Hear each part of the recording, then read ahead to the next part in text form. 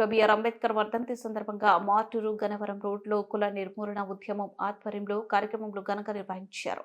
ఈ కార్యక్రమానికి బహుజన మహాకూటమి రాష్ట్ర నాయకులు మైల చిన్న నాగేశ్వరరావు అధ్యక్షతన వహించారు. ముందుగా డాక్టర్ బిఆర్ అంబేద్కర్ చిత్రపటానికి అఖిల భారత విప్లవ మహిళా సంఘం రాష్ట్ర ప్రధాన కార్యదర్శి సుజాత పూలమాలలు వేసి ఘనంగా నివాళులర్పిస్తూ కుల నిర్మూలన ఉద్యమాలు వర్ధిల్లాలని నినాదించారు.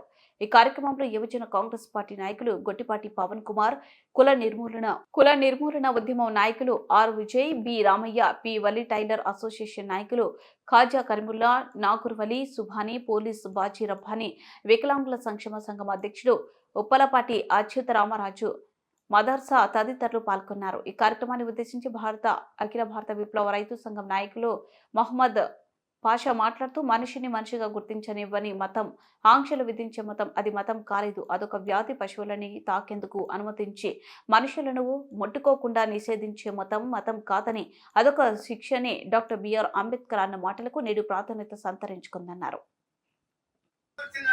హక్కులన్నింటినీ కూడా వీళ్ళు చాప కింద నీరులాగా ఆర్ఎస్ఎస్ శక్తులు బీజేపీకి మద్దతు ఇస్తూ నిర్వీర్యం చేస్తా ఉన్నారు. రాష్ట్రాల్లో ఉన్నటువంటి స్వయం ప్రతిపత్తిని కూడా రద్దు చేశారు. ఫలితంగానే ఇవాళ రాష్ట్రాలకి ఏం కావాలి, రాష్ట్రంలో ఉన్న ప్రజల యొక్క మనుగడేంటి, ఈ రాష్ట్రానికి కావలసినటువంటి వనరులను కూడా ఇవాళ కేంద్రం శాసించే దశలోకి వెళ్ళిపోయింది. అందువల్లనే ఈ రాష్ట్రంలో ఉన్నటువంటి ఉక్కు కర్మాగారాన్ని కూడా అదానీలకి అంటగట్టినటువంటి పరిస్థితులు మనం చూస్తా ఉన్నాం. అలాగే ఈ రాష్ట్రంలో ఉన్నటువంటి సముద్రంలో ఉన్నటువంటి గ్యాస్ ఆయిల్ నిక్షేపాలు అంబానీకి అంటగట్టారు. అదే సంపద మన రాష్ట్రానికి కేటాయించుకుంటే ప్రతి ఒక్క గ్యాస్ సిలిండరు 100 రూపాయలకి ఇవ్వచ్చు, లీటర్ పెట్రోల్ 10 రూపాయలకి ఇవ్వచ్చు. కానీ వీళ్ళు ప్రజా సంక్షేమానికి పేరుతోటి ప్రజల్ని వెన్నుపోటు పొడిచేటటువంటి పాలకులు తప్ప ప్రజలకు ఉపయోగపడేటటువంటి కార్యక్రమాలు వీళ్ళు ఏం చేయటం లేదు. సంపద మొత్తం కార్పొరేట్ సంస్థలకి దోచి పెడతా ఉన్నారు.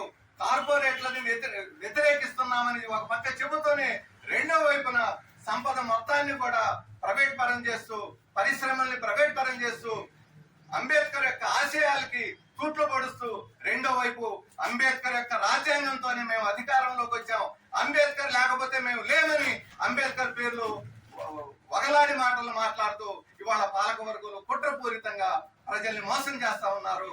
ఈ మోసాల్ని మనం గ్రహించాల్సినటువంటి అవసరం ఉంది. ఈ కుట్రల్ని, ఈ ఉన్మాదాలని, ఫ్యాసిస్ట్ చర్యల్ని మనం గ్రహించకపోతే మనం ఎప్పుడు కూడా ఇలాగే తయారవుతాం. కాబట్టి పాలక వర్గాలు వేసేటటువంటి పాచికల్ని పారనీయకుండా మనం వాళ్ళ ఎత్తుగల్ని గ్రహించినప్పుడే మనం ఒక సరైనటువంటి నిర్ణయం తీసుకొని అంబేద్కర్ ఆశించినటువంటి ఈ దేశంలో కులాలకి మతాలకి తేడా లేదు, ప్రజలందరూ సమానమే, మనుషులంతా ఒక్కటే అని చెప్పినటువంటి నినాదాన్ని మనం ముందుకు తీసుకెళ్లాల్సినటువంటి అవసరం ఉంది. ఆ వైపుగా మనం అందరం ఆలోచన చేయాలని, అంబేద్కర్ వర్ధంతి సందర్భంగా మనం అందరం ప్రతిరూపణాలని చెప్పి నాకు ఈ అవకాశం ఇచ్చినటువంటి మిత్రులు